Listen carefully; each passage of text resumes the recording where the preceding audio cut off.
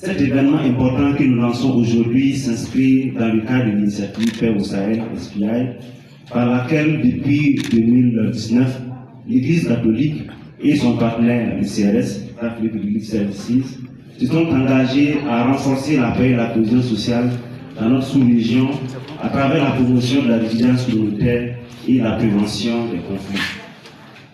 Le prix du journalisme pour la paix et la cohésion sociale, PJPCS, est l'expression concrète de cet engagement. Son objectif est double: encourager et valoriser les professionnels des médias qui œuvrent pour la paix et la cohésion sociale et susciter une mobilisation toujours plus grande autour de ces idéaux.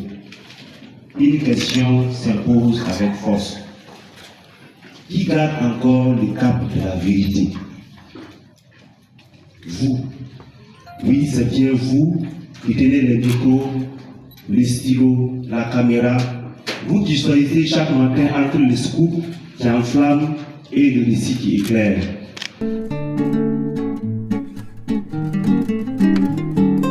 Le prix est organisé en deux étapes majeures.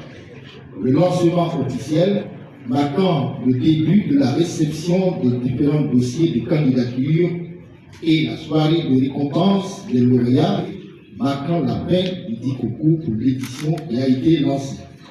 Peut prendre part au prix tout journaliste travaillant dans un organe de presse burkinabé reconnu ou dans un des pays membres du SPI, s'agissant des prix spéciaux décernés par la coordination régionale SPI.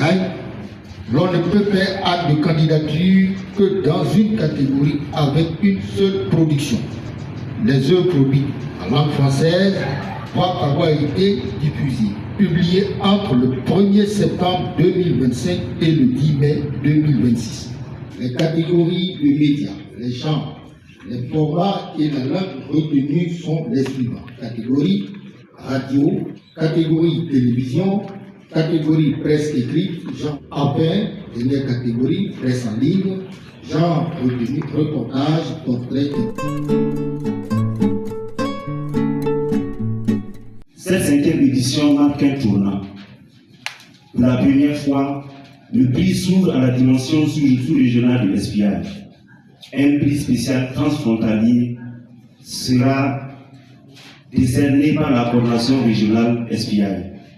Au-delà donc de l'AES comme on le considère, les pères évêques donc de l'Afrique de l'Ouest ont pensé qu'il était important de travailler à la promotion de la paix.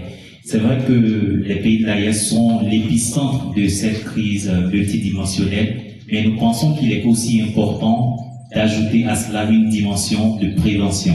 Et c'est en cela que les pays côtiers sont également pris en compte dans le cadre de la prévention et de la lutte donc, contre l'extrémisme violent et la promotion, j'allais dire, de la paix. Nous voulons donc primer les initiatives qui promeuvent les efforts de promotion, j'allais dire, de paix, de cohésion sociale entre les différents pays.